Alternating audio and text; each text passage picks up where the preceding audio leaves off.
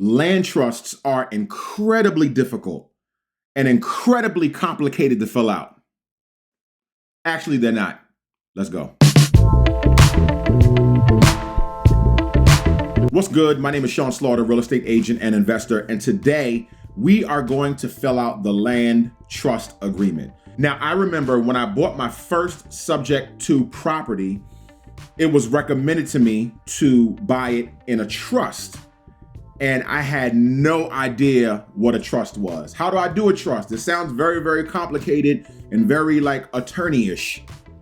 Until I actually saw the land trust document and I was like, oh, this is just very, very simple. So today we're going to fill the agreement out, and hopefully this will help you learn how to put any property into a land trust. Let's go. So in our land trust agreement, there are three main components that are working together in our land trust, okay?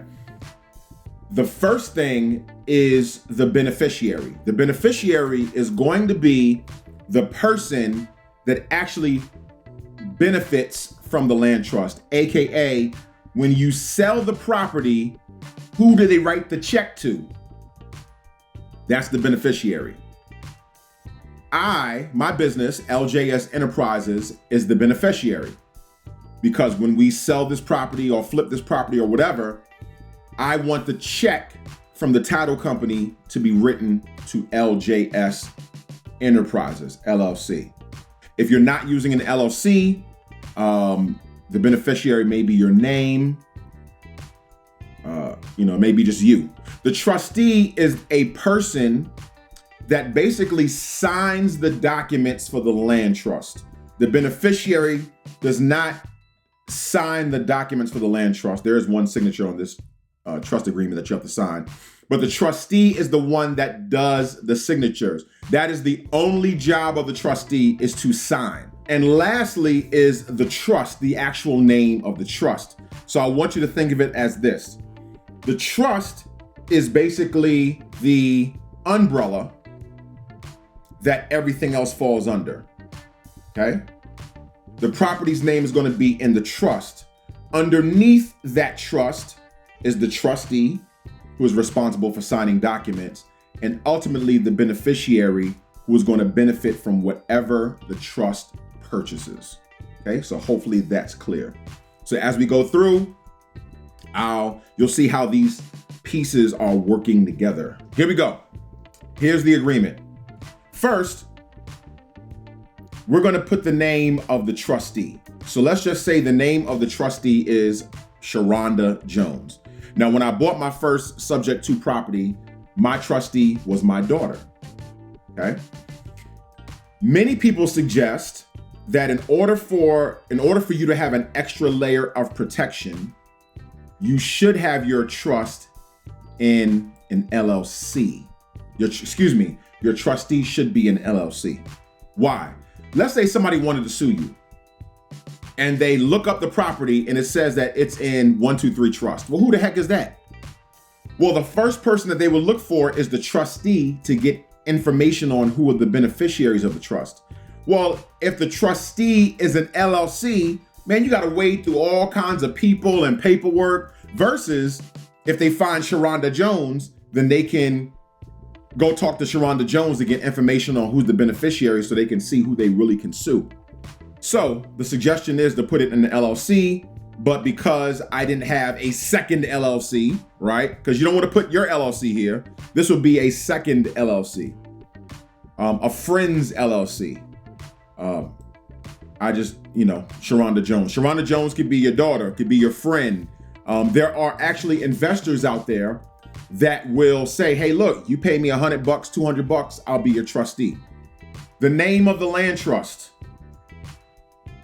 I called it 212 Land Trust. Why? Because that's what I felt like calling it, okay? If the property was 212 Main Street, call it 212 Land Trust. Call it whatever you want to call it. It really doesn't matter. But that is the name of the land trust for this particular property.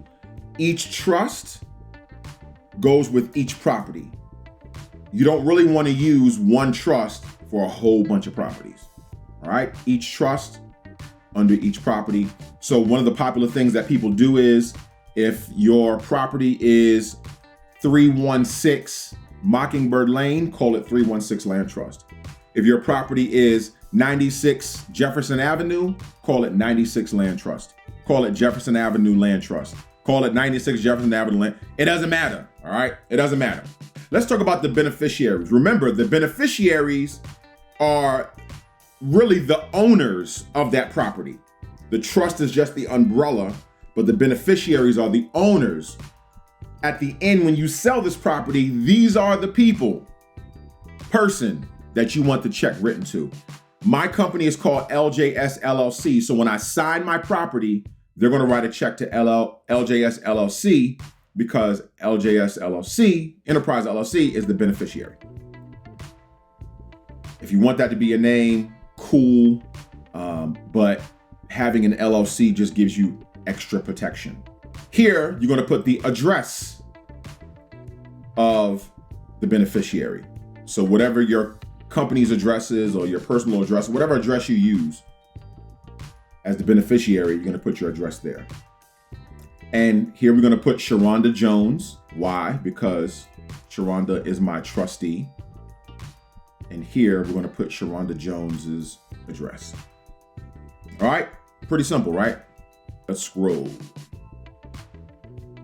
Now it's saying, and the document is very repetitive. So it's saying basically this trust created by the settlers herein shall be known as, we already said it's going to be named the 212 Land Trust. So the thing that I put up there, I'm putting down here. Okay. I like this part because one of the questions that I get on social media is, hey, can the trustee just sell my property? Hey, can the trustee just do whatever they want to do with my property? No, they're just signers of the property. And this document tells you that title shall be held in the name of the trust itself, namely 212 Land Trust. So you're gonna put 212 Land Trust there again. Otherwise, the trustee shall hold title in Sharonda Jones as trustee, not personally of Sharonda Jones. So the title is going to be held in the 212 Land Trust, and Sharonda Jones is going to be the trustee of that land trust, but she has no personal interest in that property. She cannot personally do whatever she wants to do with that property, is what this section says, because she is a trustee of 212 Land Trust. Not an owner, just a trustee. This goes through the purpose of the trust, just basically saying that the trust will hold full and equitable title to the trust property until sale, and just goes through that. I'm not gonna go through all that. This goes through the consideration, saying that the trustee has paid no consideration for the conveyance of real property described herein, because it's just a trustee, all right? And this document just keeps saying the trustee does not own the property. They're just glorified signers. It goes over the rights and the duties of the beneficiaries. That's the important folks, the beneficiaries, you. And the reason I love the trust document is because you can have several beneficiaries. This is one of the reasons, even my personal property. Now, as a real estate agent, I want you to understand this.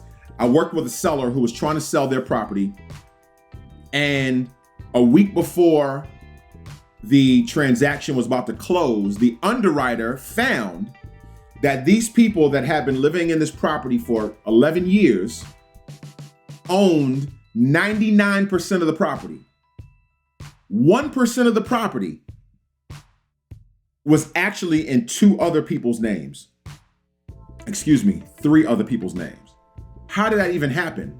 Well, the property was held in a husband and wife's names in the 30s, and then, the husband died, and then the wife had the title, and then she passed the title down to her daughters, and then she passed away, and the daughters had the title, and then, one of the daughters died, and as that title gets passed down, sometimes it is not deeded correctly.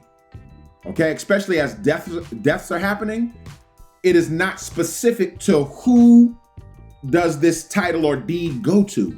And so we tried to sell the property, and because it wasn't deeded correctly, there was what's called a cloud in the title. A cloudy title means, hey, this thing wasn't passed correctly from this person to this person. Some other people still have interest in this property, meaning that they still have a small ownership piece in this property. And so we had to, I was the listing agent, we actually had to kill that deal and get this get this title thing straightened out. And when somebody else owns a piece of the property, a piece of this property that was owned by this other person was actually under the living room. It was like a small, tiny piece. They could have came and asked for $100,000 and said, pay me $100,000 because I still own that piece. And if you want the rest of your property, you're gonna pay me $100,000. Now, they didn't do that. And this is why it's also important to have title insurance. They didn't do that. The title insurance found the person, the title insurance negotiated, paid that person, I don't know, $7-8 grand for that little tiny piece of property in the living room. And that piece was conveyed to my sellers, okay? If it's in a trust, you can have 1,000 beneficiaries, right? You can have you, your daughter, your son, your wife as beneficiaries. And if somebody dies, it doesn't matter because the property's being held by 1, 2, 3 Trust, right? See how the names don't change? If Uncle Bob dies, then the deed doesn't go to Aunt Jane. And then if Aunt Jane dies, the deed doesn't go to, your sister Candace. It doesn't go like that. If you have a trust and the first beneficiary is Uncle Bob and Uncle Bob dies, the name of the trust still stays there. The second beneficiary, it just makes the transfer of property way easier. Way easier. All right. Let's keep scrolling. All right. Again, the powers and duties of the trustee. It's just very specific on what the trustee can and cannot do. The compensation of the trustee. So if you ask somebody to basically be your trustee and your signer, you can decide to pay them $100 per year, $10 per year, $1 per year, $0 per year, whatever you want. The liability of the trustee, the removal of the trustee. Now, the resignation of the trustee. Now, here's what's cool. Let's say you're being sued, right? And you have somebody who is your trustee, and they go to your trustee and say, hey, give me information on the beneficiaries of this trust. That trustee can resign. Well, I'm resigning, so I don't have to answer any of your questions. Okay? They can just resign, so that it makes it even harder for whoever's suing you to get to you. Death or incapacity of the trustee. Now, if you're using an LLC, you don't have to fill this out. Leave it blank. Now, if you're using a person, if you're using your daughter or whoever as your trustee, you may want to fill this out. Because if that person dies or is incapacitated, then this section basically says, well, this next person will step in as the trustee. Here's their address. All right, so you can fill out 1 or 2 people there. That's on you. Okay, keep going down. As you can see, this thing just continues to talk about how to deal with the trustee. All right, so stop being afraid that your trustee is going to sell your property. Let's keep going. All right, and we'll just keep going to the signing parts. All right, so here's the beneficiaries page. Who is the beneficiary? LJS Enterprises LLC. And me as the owner and president, here's where I'll sign. All right, and I'll date it here because I'm the president and owner of that company. The next page is the trustees page, and this is where the trustee will sign. So Sharonda Jones is my trustee, or if it's the LLC. Put Sharonda Jones here again. And when they sign this, it was always recommended to me that they sign their name, comma, trustee. So when they sign Sharonda Jones, comma, trustee. Also, when you go to closing with your lawyer and your trustee signs, make sure they sign their name, comma, trustee. Scroll down. Okay. So here is the property address, 123 Mockingbird Lane, Hampton, VA. This is the property that the trust is purchasing and that the beneficiaries will benefit from. And Exhibit B lists the beneficiaries and their interests, okay? So LJS Enterprises has a 100% interest, meaning that when the property sells and the check is cut, 100% of it goes to me. And that's it. That's it. And so as you saw in video, in part 2 of this series, these are the 2 agreements that you're going to complete. Your purchase agreement, your trust agreement, you'll complete those 2 up front. You'll send them to your lawyer. You'll send the rest of the blank agreements in the packet. I have the links below for the trust agreement packet and for the subject to packet. You send the rest to your lawyer. They'll give you a date that you're going to close. And then when you go to your lawyer to close, the rest of those documents will be signed, will be completed and signed. All right, so that's it. Hopefully that helps. I want you guys to go out there, use subject to buy your first property. Don't be scared. Don't be afraid. You can do it. You're watching this video, and so you are doing your due diligence as far as knowledge is concerned. I believe in you. I appreciate you. I love you guys. Please be sure to follow, like, subscribe, all that type stuff.